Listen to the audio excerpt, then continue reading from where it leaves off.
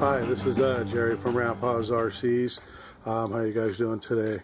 This is basically, I guess, update number 3 on my GT I'm building out of a Slash. The car actually was originally their rally car, but it's basically a Slash for probably 95% of it. So as you can see, it's not the Slash chassis no more. I got this chassis from ST Racing. Unfortunately, the only choices they had in color were green and orange, but I plan on chrome plating it anyway, so I guess it doesn't really matter. I just did some hacking on the front bumper today. I'm working on that. Kind of helps easier access to the screws for the shocks, as well as I don't need that big old foam thing that was hanging around everywhere on there anyway. But I used the original servo. And as you can see, it kind of mounts up, and I don't know how well you can see in there, but they actually kind of did a little pocket cutout so that the servo horn doesn't hit on there. And then you reuse, your own steering bells. Eventually those are going to go aluminum. I just still have a couple more parts to buy. But then you put those spacers for this little bridge piece. It's a carbon fiber. I'm not sure what exactly, if it's just a brace or they call it a radio tray. But I think when they designed this, it was for the old style Slashes where they were up high and not the low center gravity chassis. It was probably the original where they were high, because this was classified as a low center gravity chassis. But anyway, up here you can see right there and right there that this box is actually supposed to mount there, but if you look at the older Traxxas, their receiver boxes are shaped differently, and this whole pattern is too far apart for this one. If you can see right here, this is where the actual post for the battery strap would go, because your battery would normally lay right here. And then there's just some plastic posts that come up.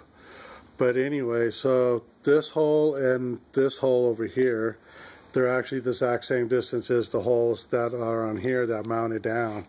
So that worked out perfect, because I'm going to put the battery up here because I'm running a 3S. So this is going to mount up here about something in that neighborhood. And I know it's a lot of weight up high, but I mean, look how low the car is. So, and I actually got to do a little test driving. I just barely got it assembled. That battery was dead already, but that way I can get all those electronics centered, the servo, make sure throttle, brake, just make sure everything's working right. And then drove it on the street. It actually went pretty good, so I was really impressed, and it hooks really good. It doesn't do like coming around a turn fast and then your front tire starts lifting up like that when you're on the gas. But the front will still wash out under a lot of gas. But then, like I said, I'm running the 3S. So unfortunately, because this chassis even tells you before you buy it that it's designed for a 2S only. But you know me, I got to run more power and more power. So you can see I got my mill here, and I've been kind of getting myself set back up. Yes, if you're wondering, this is an old TV entertainment center for like a living room or whatever.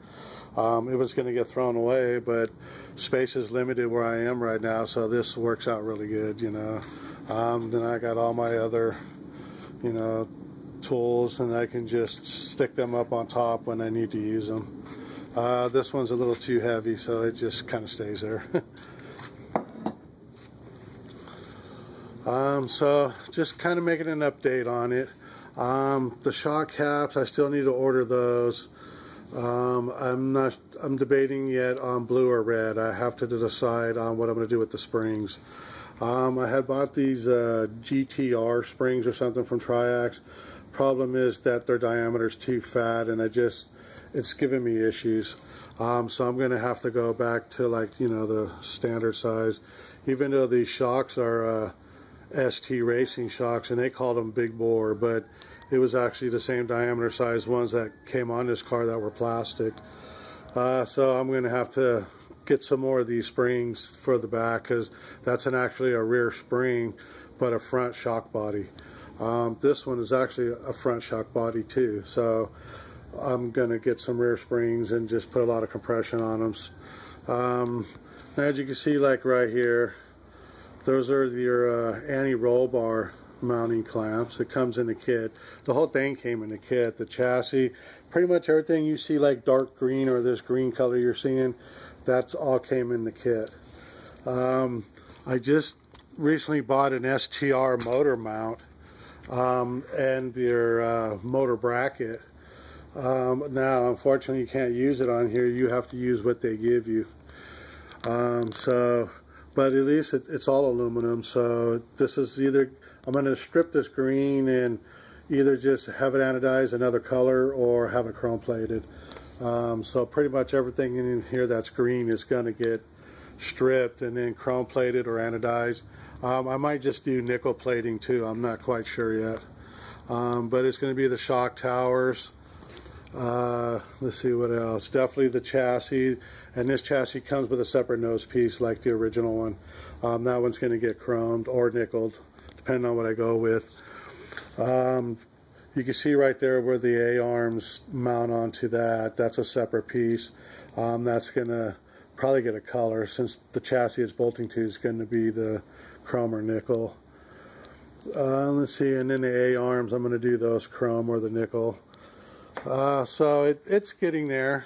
So this is just, you know, kind of giving you an update. That's the original motor, speed controller, the servo. So, I mean, I transferred a lot of some of the original parts still. That's electronics. I might update this motor and speed controller one day. So when because I'm going to want to put the rally car back together, because I probably got 90% of the parts now for it. So I might as well just put it back together and buy what I need to replace and, you know, get it back up to a brand new car again. Because I swapped out so much aluminum parts. This is basically the only thing from the original car now is the front bumper in the body posts, the shock caps, the electronics, and the the differentials and rear bumper, and then the front differential and the steering bells. But that's going to get changed out as well too to aluminum. You know, you can only buy so many parts so fast. So that's pretty much about it. I think on my last video I showed I got the Integrity arms, but I'm trying to get the steering ones, but they were out of stock on them, so I gotta wait until those come back in. And we all know how Integrity take their time about things. And then got the EXO rims, and as you can see, it's the EXO hubs or the hex adapters that have to run them on there. You can probably see it all up back in here. So basically, as you can see, it's going to be red, white, and chrome. I'm still working on a design for the body. I do have a body.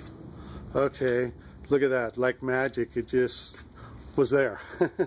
But anyway, this is I think it's Proline's Protoform GT body, and it's considered 8th scale. So that's going to go on there. I've seen this body a lot on these kind of conversions, so it works out pretty good. And I like the XO1 rims being on there because they actually bring the tires really close to the body of the car, even though you got more than enough clearance. But the body still needs to be finished. I haven't actually taken the barrel sander yet and rounded this out and make it nice. You know, this one's still the same. And I still got to trim it up, but I want to wait until I actually physically get it mounted before I start shaping everything, because I was waiting for this chassis because I didn't want to use the original chassis, make the holes, and then turn out putting this chassis is going to change the location. So I was waiting for this chassis, and now I'm at the point I could do that. So pretty soon I'll start working on this body. I've been checking out Pet Hydro on they do RC bodies, and it's like some kind of water dipping process or something to that.